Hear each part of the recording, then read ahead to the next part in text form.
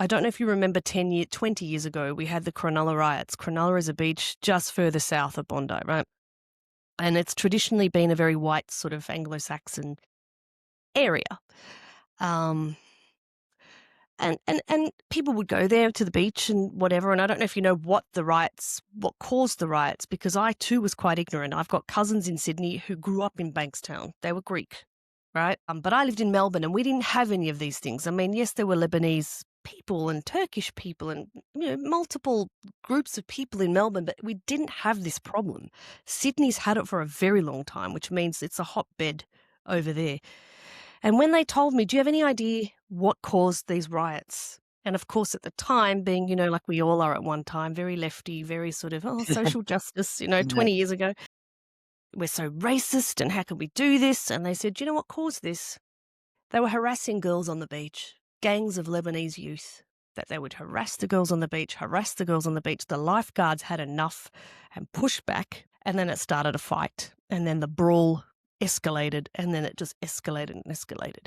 But what's the root cause? Disrespect for women, ganging up on girls, calling them fair game or whatever it might be.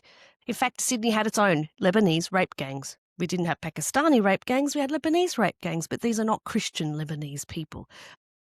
And there's only one reason they do this, because they disrespect women. They have no respect for women who are not covered or not Muslim, and they're fair game.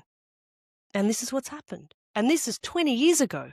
It's not. And then we all sort of go, and move on until another, and move on. I mean, we had the Link Cafe. A guy went crazy, held people hostage in one of the cafes in Sydney and put up the flag of ISIS, and they tried to downplay it and say, oh, it's not a terrorist attack. He was crazy. It's always the crazy man. They're never driven by political ideology is what they're trying to tell us. This is not a politically motivated violent act. It always is politically motivated. Always. Why do you think? I want to know. I mean, I know you don't have the response. I mean, we have an idea, but we don't have we can a share response. ideas. Why do they don't? Why have Not taken action? They have been downplaying that for decades now.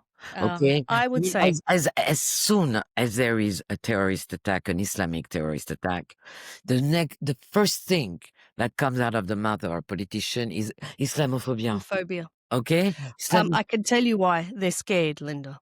I've had people tell me in no uncertain terms, and this is, I'm sure the same is in the UK as well. They are in such a large, they're so concentrated into where they live. They don't disperse amongst the community. They live very much concentrated around their mosque, around their shop. They are very much like this. And they'll threaten you. They just make threats. They'll just say, okay, if you arrest one of my guys or come into my house and arrest and ask for their laptop or whatnot, there'll be 20 of us down at the police station, or we're going to cry Islamophobia. They're very clever now. We'll just cry this hate crime. So they don't. Now you could say, why don't they? Do you know why they don't? Because for all the people on the watch list that they know of, there's another how many they have no idea about. That's why. It's a problem and they're scared and they don't know what to do.